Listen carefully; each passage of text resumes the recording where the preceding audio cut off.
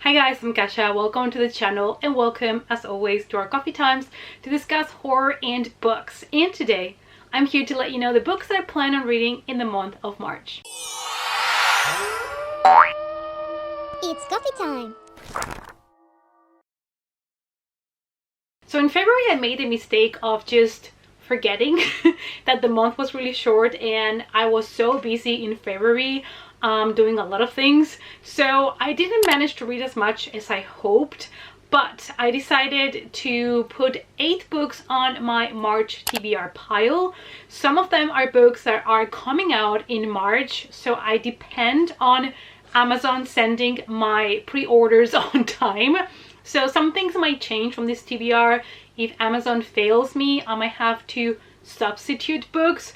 But these are the planned 8 books for March. The first one is a book that I am curious to see if I'm going to enjoy, to be honest, even though I just pre-ordered a hardcover of it. But that is The Curator, and this is by Owen King. Yes, it is Stephen King's son.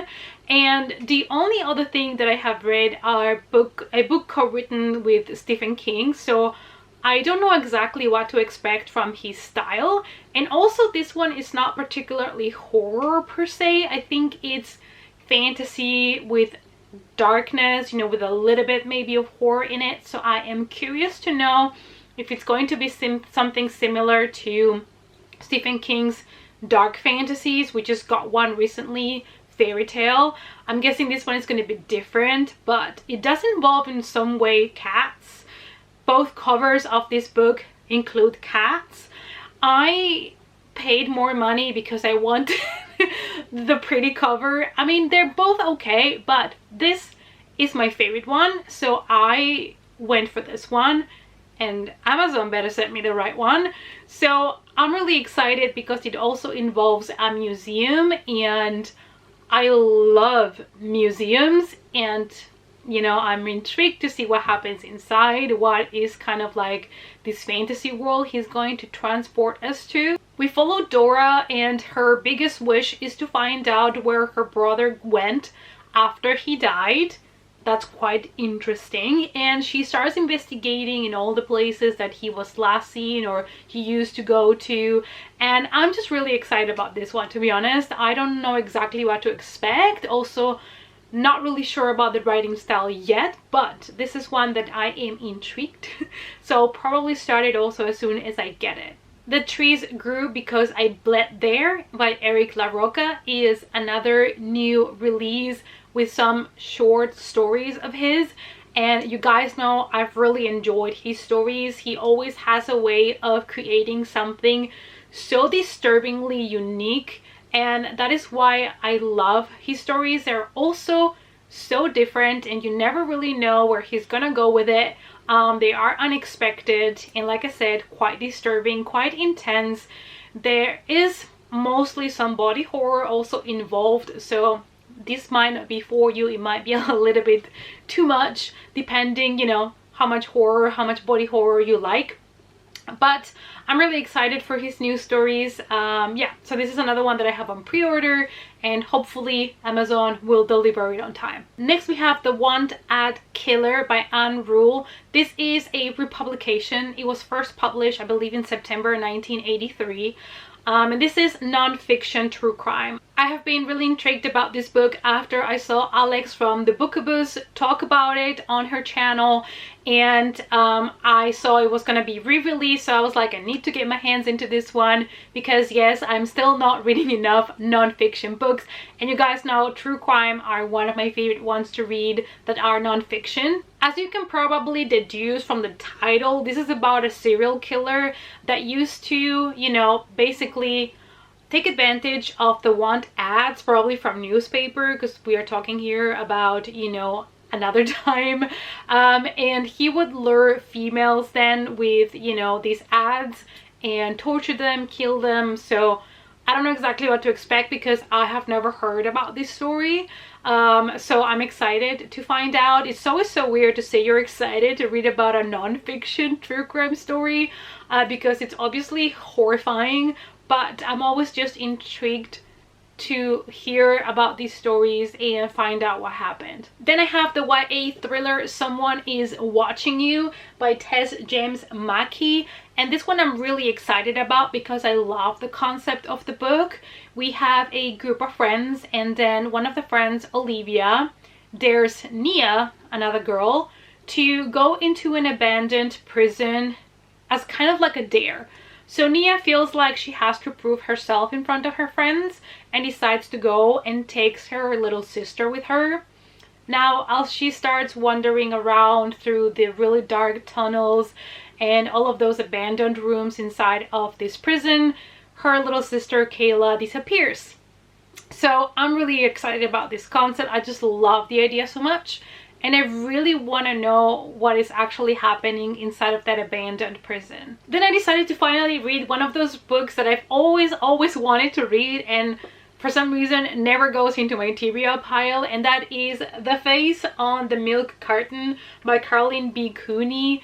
And this is about a girl that is having breakfast and finds a missing person kind of ad in a milk carton. And she recognizes this little girl because that's her when she was younger. So back in the day, if you're too young for this, but I think they only did it in America. Basically, when somebody went missing, they would put missing ads on the milk cartons to kind of help spread the word, see if somebody had seen that person. But I've never seen anything like that in Spain or anywhere else. I don't think they do it in America anymore either, but it's something that they used to do, and I always thought it was interesting because it's something that I've only seen in the movies. So I don't know, I'm really excited about this one because I want to know the mystery of this missing girl that now finds herself staring at her younger self in a milk carton. Then I really want to read Sundial by Catriona Ward because I loved The Last House on Needless Street so much that I picked up her next book, which was Sundial. And I also have Little Eve, plus she's coming with more books this year, so I need to catch up. I'm a little bit scared to go into this one, and I feel like that is why I have been putting it off, because I had such a good experience with The Last House on Needless Street that I feel like if I read something else by her, I might not get the same kick. But this is another psychological thriller, and I don't want to know anything about it. Same as with The Last House on Needless Street. I forgot what this one was about. I think I did check it out at some point, but I have completely forgotten. Not interested now to check out what it's about, because I just want to dive into it and see what she has for me, because The Last House on Needless Street is probably one of the most unique, rare, weird experiences I've ever had, and I absolutely loved it. So I also recommend you guys to check that one out if you still haven't yet. And then I have two books that I received from NetGalley last year and I still have not read. And the first one is one that I have been just so excited to read because of the concept. And that is The Butcher by Laura Kat Young, and this is dystopian horror. So we have a mother and her daughter that work at a butcher, but it is a very specific type of butcher because they basically chop the pieces of guilty, I think found guilty criminals that were executed, I believe, if I remember correctly when I talked about this book. So I have been so intrigued about that concept, especially, you know, after loving Tender as the Flesh so much. I mean, it's not really the same, but I am getting kind of the same vibes. So I'm just really intrigued. I know it doesn't have the absolute best reviews on Goodreads, but I'm still gonna give it a fair chance. And then I'm gonna try to read The Trick Man by Sana Rasul, and this is a middle grade horror book, so I did want to put a middle grade on the list for March. And this one is about a girl that went missing years ago, but the brother knows that there is a lot more to it than his sister just disappearing. So I'm guessing it has to do with this trick man that, you know, the title is implying. That probably is, I don't know, luring children somewhere, kidnapping them and killing them.